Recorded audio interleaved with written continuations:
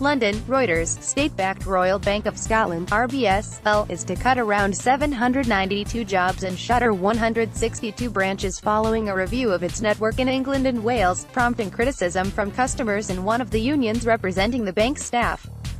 File photo: Royal Bank of Scotland signs are seen at a branch of the bank, in London, Britain, December 1, 2017.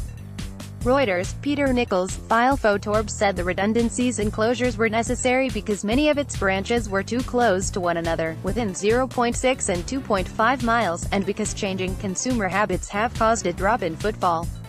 We realize this is difficult news for our colleagues and we are doing everything we can to support those affected. We will ensure compulsory redundancies are kept to an absolute minimum, the bank said in a statement on Tuesday.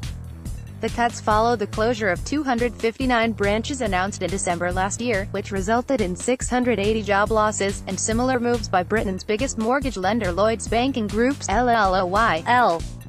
The two banks have cut around 3,600 jobs since December to cut costs and also as they move business online amid rising demand for fintech products in digital and mobile banking.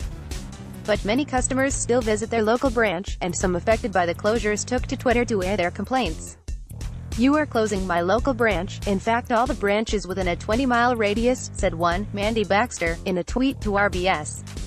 "Please can you advise where I would pay in a check after the closures?" Another customer asked via Twitter how best to close down his account as soon he would not have a branch nearby. Union Unite criticized the planned closures and cuts, which will affect some of RBS's Williams. This was part of RBS's overhaul that followed its taxpayer bailout during the financial crisis. The British government still holds a stake of more than 70% in the bank. The union said close to 60% of Williams.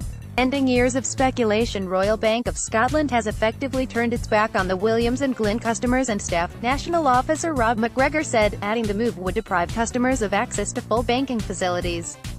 Chairwoman of Britain's Treasury Committee Nicky Morgan said financial exclusion could increase as a result of RBS's decision, with vulnerable people and those in rural areas most at risk.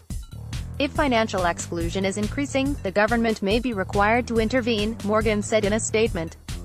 RBS's announcement to axe branches in December had already prompted fierce criticism from campaigners and lawmakers, forcing the bank to postpone some closures in Scotland.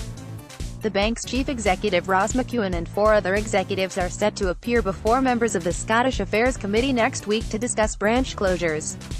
The closures in England and Wales will begin with 109 branches in late July and August 2018. The closure of another 53 branches will follow in November. Reporting by Emma Rumney, editing by Sinead Cruz and Jane Merriman. Or Standards. The Thomson Reuters Trust Principal.